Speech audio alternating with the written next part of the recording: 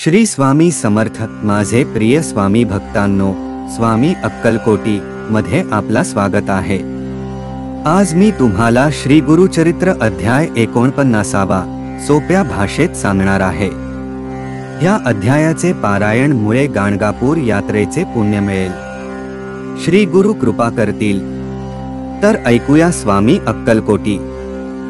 श्री गुरुचरित्र अध्याय 49वा अमरजा संगम आणि गाणगापूर क्षेत्राचे महात्म्य। श्री गणेशाय नमः नामधारकाने सिद्धाला विचारले, हे मुने, गाणगापूर क्षेत्राचे काय महात्म्य आहे? सिद्ध म्हणाला, एकदा दीपावळीमध्ये आश्विन वद्य चतुर्दशीस श्री गुरु आपल्या शिष्यांना घेऊन अमरजा संगमावर गेले। सर्वांनी तेथे स्नान केले। श्री गुरु म्हणाले, पूर्वी जालंधर दैत्याने देवांशी युद्ध करून इंद्राचे राज्य बळकावले। इंद्र शंकराला शरण गेला। तो म्हणाला, महादेवा, जालंधर व त्याच्या दैत्य सैन्याने देवांची खूप हानी केली आहे। आम्ही त्यांना मारले तर त्यांच्या प्रत्येक रक्तबिंदूतून दैत्य उत्पन्न होतात। त्यामुळे दैत्यांचा समूळ नाश करणे आम्हाला शक्य नाही। ते ऐकून शंकर भयंकर रौद्ररूप धारण करून दैत्यनाशास उद्युक्त झाला। देवांचा वध झाल्यास त्यांना पुन्हा जिवंत करता यावे म्हणून त्याने अमृत मंत्राने भारलेला एक जलकुंभ इंद्राकडे दिला। शंकराने सुरगणांसह स्वारी करून जालंधराला पराभूत केले।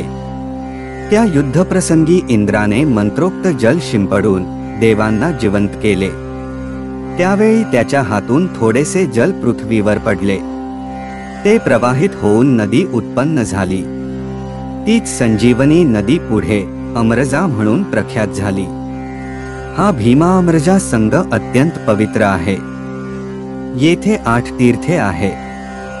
येथे स्नान केल्याने प्रयाग संगमात स्नान केल्याचे पुण्य लाभते।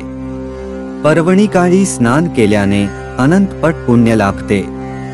येथे नित्य स्नान केल्याने सर्व पीडा, व्याधी व दोषांचे निवारण होऊन आयुरारोग्य आणि वैभव लाभते।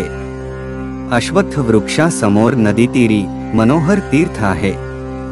येथील अंचत्य हा कल्पवृक्षच आहे जणू। आम्ही येथे नित्य अनुष्ठान करतो। मनोहर तीर्थात स्नान करून अश्वत्थाला पाणी घालावे। वंदन करून प्रदक्षिणा घालावी।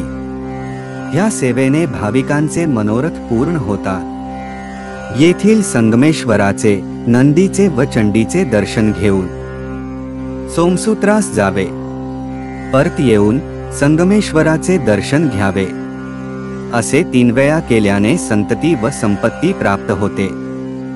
संगमेश्वरापुढे अर्ध्या कोसावर नागेशी ग्रामी वाराणसी तीर्थ आहे। येथील एका भारद्वाज गोत्री ब्राह्मणाला शंकराने समीप्ता मुक्ती दिली होती। तो वेड्यासारखा भटकायचा। त्याला ईश्वर आणि पांडुरंगेश्वर असे 2 बंधू होते। ते काशी यात्रेला निघाले तेव्हा ब्राह्मणाने शंकराला, देवा, आम्हाला काशी विश्वनाथाचे येथेच नित्य दर्शन होईल अशी व्यवस्था कर ही विनंती केली। ते मान्य करून शंकराने तेथेच मणिकर्णिका कुंड उत्पन्न केले। त्यातून विश्वेश्वर लिंग प्रकटले। अशा प्रकारे भीमा अमरजा संगमावर काशीप्रमाणेच मंदिर व कुंडाची उत्पत्ती झाली। श्री गुरूंनी आपल्या शिष्यांना वाराणसी तीर्थावर नेले। तेथे स्नान करून सर्वजण पापविनाशी तीर्थावर आले। त्या ठिकाणी श्री गुरूंची रत्नाई नावाची बहीण आली होती। तिला श्वेतकुष्ठ झाले होते। श्री गुरूंनी तिला पापविनाशी तीर्थात स्नान कराव्यास सांगितले। त्यामुळे तिची पातके नष्ट होऊन 3 दिवसांनी ती पूर्णतः व्याधीमुक्त झाली। मग ती तेथेच कुटिया बांधून राहिली। सिद्ध नाम धारकास म्हणाला, तो चमत्कार मी स्वतः पाहिला आहे। त्यानंतर श्री गुरूंनी आपल्या शिष्यांना नदीतीरावरील कोटीतीर्थ, रुद्रपाद तीर्थ, चक्रतीर्थ, मन्मथ दहन तीर्थ यांचे दर्शन घडवून त्यांचे महात्म्य सांगितले। कल्लेश्वर देवस्थानाबद्दल ते म्हणाले, हे शिवस्थान गोकर्ण महाबळेश्वरा इतकेच पवित्र आहे। मन्मथ दहन तीर्थात स्नान करून कल्लेश्वराचे पूजन केल्याने संतती व संपत्ती लाभते.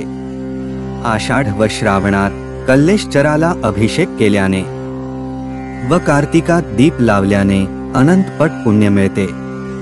श्री गुरूंच्या मुखातून अष्टतीर्थांचे महात्म्य ऐकून समस्त शिष्य कृतकृत्य झाले. ते म्हणाले, गुरुदेव, तुम्ही आम्हाला पावन केले. एवढी श्रेष्ठ तीर्थे जवळच असताना आम्ही उगाचच अन्यत्र जात होतो. मठामध्ये परतल्यावर शिष्यांनी मोठी समाराधना घातली. नामधारका असे आहे गाणगापूर क्षेत्राचे महात्म्य, म्हणूनच श्री गुरूंनी तेथे वास्तव्य केले.